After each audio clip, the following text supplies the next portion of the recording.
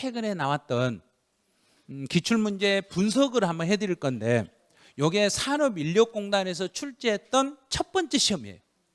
자, 세법 문제로 산업인력공단, 이제 여기 세무사 문제가 우리 시험하고는 엄청 우리 어려운 것처럼 느껴지죠. 아니, 우리하고는요 다를 거야. 중개사 시험보다는 세무사 시험이 훨씬 어려울 거야. 천만에 세법은 중개사가 더 어려워요. 왜냐하면 이제 중개사, 우리 이제 부동산과 관련된 것은 중개사가 제일 어려워요. 부동산과 관련된 내용은 세무사에서 한 문제나 나올까 말까요? 우리는 16문제나 나오잖아요. 엄청나요.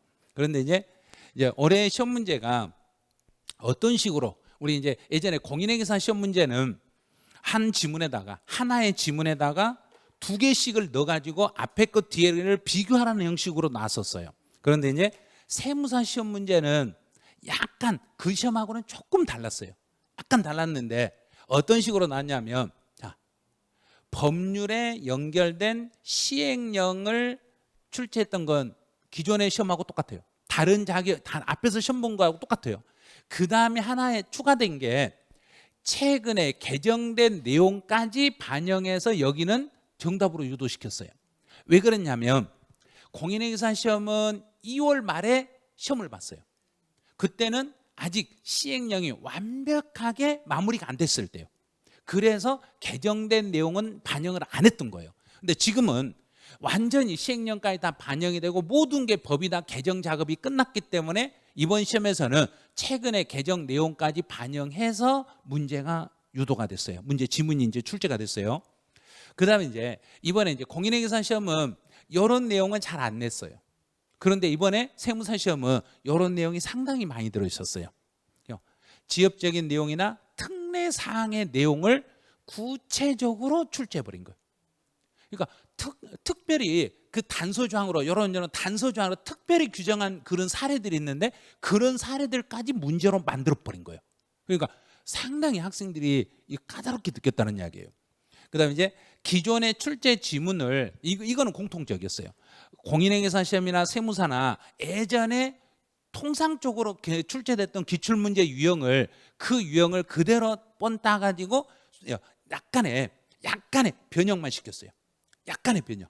그래서 기존에 있는 문제 틀을 그대로 활용해서 그 틀에서만 약간씩만 수정을 해가지고 다시 기출문제로 재구성을 했어요. 그러니까 예전에 기출문제를 정확하게 해설하시면 과락은 넘길 수 있다는 이야기예요. 그리고 합격할 수 있는 점수는 분명히 나오게 돼 있어요. 그럼 이제 어떤 식으로 문제가 나왔고, 문제 지문이 쉬운 지문이 하나 상당히 길게 나와요. 상당히 길게 나오니까, 자, 이번에 세무사 시험에 나왔던 내용 중에서 우리가 풀 수 있겠는가 한번 보죠. 자, 우리 계속 연습했을 때 제척 기간 중에 판결 나오면 무조건 몇 년? 판결 떨어지면, 자, 판결 내면서 판결했으면 세무사 직원들이 그 계속 시간을 끌어가지고 제척 기간이 지났더라도 세무사 직원들이 그 사람한테 어떻게 하라겠는가? 너 그러면서 몇 년? 1년. 그래서 1년이 지나기 전에는 다시 경정 처분할 수 있다 없다? 있다. 맞았네.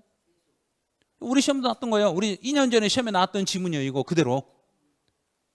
우리 시험에 나왔던 거 세무사 시험 그대로 또 나온 거예요. 자, 두 번째, 종합부동산세에 따른 납세 의무자로서, 요거는 우리 해석을 좀 하셔야 돼요. 과세 기준일이 속하는 연도에 종합부동산세를 고지받은 자. 자, 그럼 정부가 이미 나에게 고지했죠.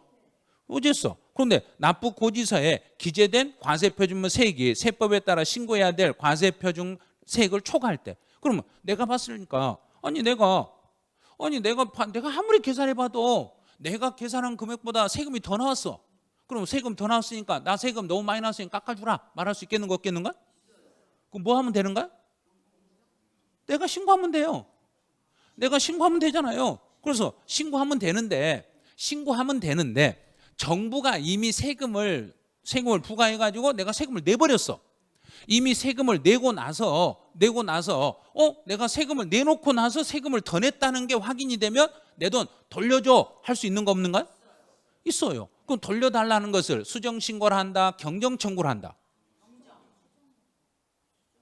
자, 수정신고라는 것은 내가 옛날에 신고한 것보다 더 내는 게 수정신고다, 적게 내는 게 수정신고다.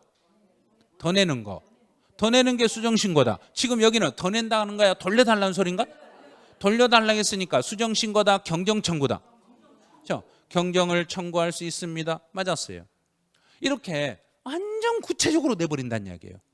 문제를 우리가 생각지도 못한 내용을 이렇게 막 문제 지문을 만들어. 그러니까 조금만 생각하면 풀 수 있어요.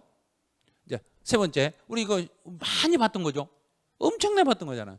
송달을 받아야 될 사람이 교정시설이나 국가경찰관서 유치장에 체포나 구속이나 유치된 사실이 확인됐을 때는 공시 송달의 방법에 따른다. 자, 땡땡땡 장에게 송달한다. 됐잖아요. 틀렸잖아요. 이거 개정됐다고 계속 말했잖아요. 자, 왜냐하면 우리 올해는 이런 일이 많이 있었잖아요. 많이 있었기 때문에 반드시 서류 송달 문제 낼 거라고 했잖아요. 또 냈어요. 서류 송달 문제를 세무사 시험 문제 세법 1번 문제다 내놨어요. 서류 송달을 1번에서 턱 갖다 잡아 넣어놨어요. 자, 이제 4번. 분할 납부는 종합소득세에서는 분할 납부할 수 있다 없다? 자, 양도소득세에서는 분할 납부할 수 있다 없다? 종합소득세나 양도소득세나 다 합치면 무슨 세다? 소득세다. 그러면 종합소득세에서는 분할 납부할 수 없다 있다? 있다. 확정신고 때 분할 납부할 수 있다 없다? 있다. 그러면 예정신고 때 분할 납부할 수 있다 없다? 있다. 다 있네요. 자, 이런 식으로 문제를 만든다는 얘기예요. 그래서 공인회계사 시험이나 똑같잖아요. 앞에 뭔가를 써놓고 앞에 걸 서로 비교하고 뒤에 거 또 비교하고 앞에 뒤에를 계속 비교시키면서 문제를 물어보는 거예요. 계속. 이게 올해 패턴이 앞에 뭔가를 주어지고 그 내용이 뒤로 연결했을 때 앞부분하고 뒷부분이 서로 연결해서 둘 다 맞았냐 틀렸냐 두 개를 동시에 물어보는 거예요. 이제 5번 한번 보죠. 납세지 관할 세무서장이나 지방국세청장은 양도소득세 과세표준과 세액을 결정 경정한 후에, 그럼 정부가 세금을 물린 후에 그 탈루 또는 오류가 있는 것이 다시 발견이 되면 이를 다시 경정할 수 없다 있다? 있다. 다시 경정할 수 있다. 맞았어요. 이런 거예요. 그럼 이제 이 문제 몇 개만 지금 보여드린 거예요. 다 보여드릴 수 없어서 몇 개만 지금 지문 5개만 지금 보여드린 거예요. 그럼 이걸 이제 우리 시험하고 연결했을 때 시험 문제 암기 형태로 나온 문제는 하나도 없어요. 암기 형태는 진짜 없어요. 지문을 분석해서 풀 수 있어야 돼요. 그래서 종합적 흐름 위주로 학습을 해 주셔야 돼요. 그 다음에 또 하나, 과거에 기출된 지문을 반드시 정리를 좀 해 주셔야 돼요. 왜냐하면 예전에 기출된 지문이 약간만 변형이 되니까 그 변형된 지문으로 출제되니까 옛날에 기출된 지문을 다시 분석을 좀 해 주셔야 돼요.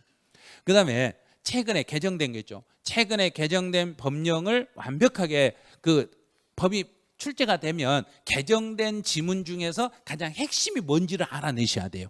그래서 개정세법은 제가 개정이 될 때마다 중간중간 설명을 하는데 대략 한 7월 달쯤이나 8월 달쯤 가서 그때 개정세법이 또 중간에 바뀐 게 있으면 전체적으로 개정세법 강의를 한 번 더 해드릴 거예요. 전체 잡아드릴 거예요. 그러니까 지금은 강의 들으시면서 강의 들은 내용 가지고 개정세법만 해결해 주시면 돼요. 자,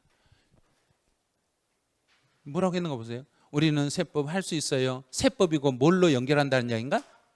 세법이 합격이에요. 만약에 세법을 모르시면 잘 안 되면 공시 등기법을 다 맞추셔야 돼.